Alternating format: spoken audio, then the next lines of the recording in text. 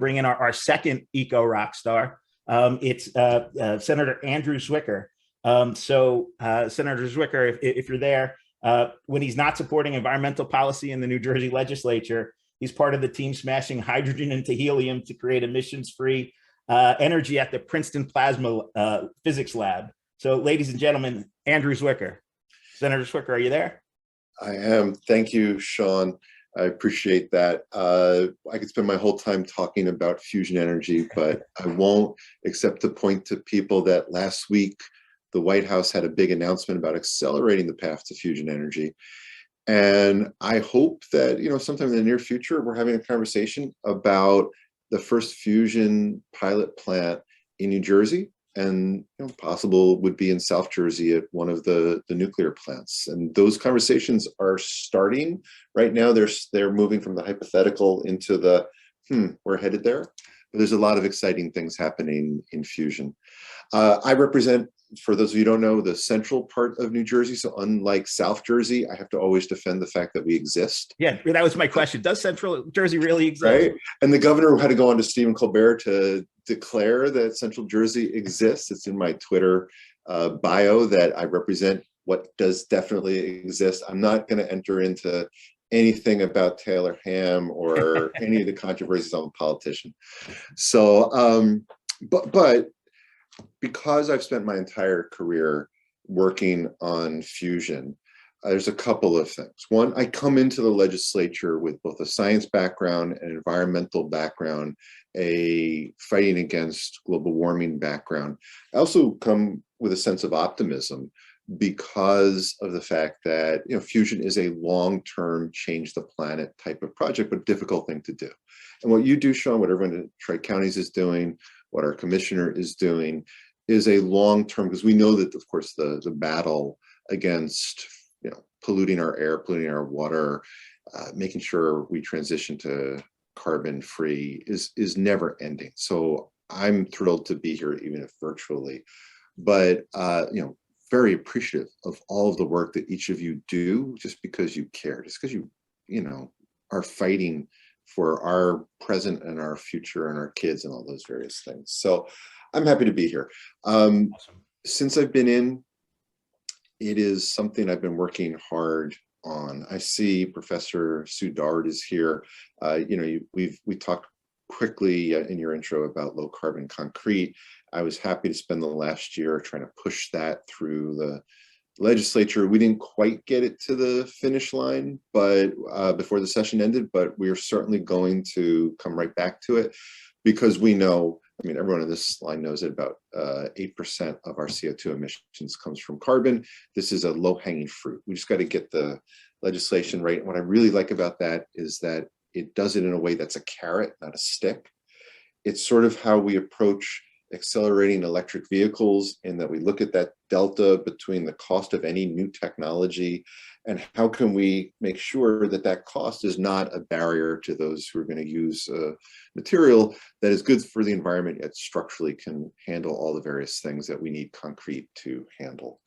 I also say that, as the commissioner was talking about it in that video, which was this, I will admit, it was a little bit of a weird mix of hardcore rock with all of the devastation that has occurred throughout our state.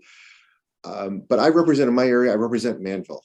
And Manville, to me, is another example in Central Jersey of what you're dealing with in South Jersey. Manville, for those of you who don't know, is where President Biden came. It's where houses exploded after Ida. It is where property after property was flooded. It's where, when the commissioner talks about expansion of the Blue Acre program, we have to look at areas that are well inland and areas that normally you wouldn't think about with a program like Blue Acres, because it's a once every 100-year storm. It's a once in a lifetime storm. And now we know that the severe weather events that so many of them we saw on the video montage are happening with more and more frequency. And so how do we figure out how to fund an expanded Blue Acre? How do we figure out where to include those areas?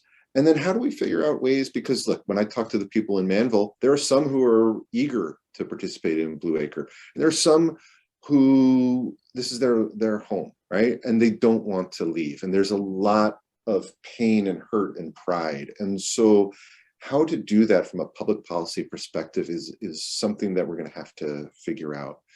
The commissioner and Sean, you both mentioned in what we're doing, in doing it with a sense of equity, a sense of environmental justice, because we know that whether it's in Camden or Newark or Trenton or Patterson, that our most vulnerable communities, Atlantic City, our most vulnerable communities are the ones who are impacted so much by what's coming out of the tailpipes of our buses and our trucks. I also think we have to talk about something that came up last week in the Senate Environment Committee. I'm not on the Environment Committee, but Princeton University professor Jesse Jenkins came in to talk about how we're going to get to 100% clean energy, how we're going to satisfy what's in the governor's energy master plan, but how we're going to do that in a way that is the lowest burden on our ratepayers. And this is becoming very much a political hot topic right now, is the cost, right? Because as the commissioner mentioned, there is an enormous cost of not acting. We know that. But we also know there's a cost just when it comes to our day-to-day lives, where it's the cost of heating or cooling our homes, transitioning to electric vehicles, et cetera. And those are really important public policy decisions that we have got to make, because Professor Jenkins' conclusion was we can meet the governor's master plan goals, but we're going to have to consider the possibility of what does that mean for nuclear? What does that mean for purchasing out of state renewable energy as we build up our offshore wind, as we increase our utility scale solar, as we look at the cost of rooftop solar, right? We can get there, but it's going to take a tremendous amount of work to get there. And I can't overemphasize this enough. It's going to take each and every one of you, because it's with your advocacy that we can get these things done, because these are not easy decisions to make. How do we electrify heating? How do we get more heat pumps, electric heat pumps into homes and businesses? How do we ensure that the warehouses that are popping up everywhere, before we get to issues around permeability and sprawl, how do we also make sure that they're green? And so if we're going to build these warehouses, that we're doing so in ways that are as energy efficient as possible. These are really, really difficult questions. And so, you're here because you're environmentally engaged, and I'm grateful for that. And we need both you and your neighbors and your networks to be out there front and center, because I'm going to paraphrase what the commissioner said, but we can't afford not to at this point. And as that ice shelf falls in at the pole, and as the poles are 50 degrees above normal for this period of time, this is a critical moment. And so to do so, and do so in both an environmentally sustainable way, but in an economically sustainable way, is the challenge that's in front of us. So I'm looking forward to the Q&As, and I'm very grateful to be with you tonight. Thank you, Senator Zwicker. And I just add that we have a lot of attorneys on the line, and God bless, we love them all. But I'm looking right now at my colleague Sue Dorward, who we've both been advocates of policy that you've supported.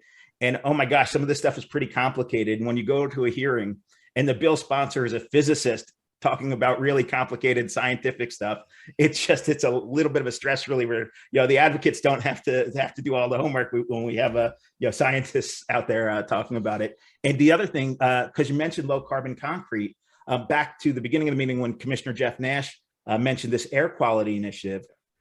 Procurement's a big piece of that, and your low carbon concrete bill is all about state procurement. And so as counties and municipalities and towns, as we look at air quality, procurement's going to play a big role of that. And so LECLA will probably be a big resource for us to lean on.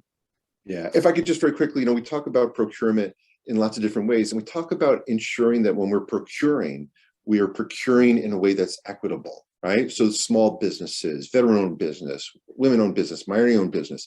What you're talking about, Sean, right now, I think, is also how do we procure in a way that's environmentally sustainable? And low carbon concrete is one of many examples. Sure.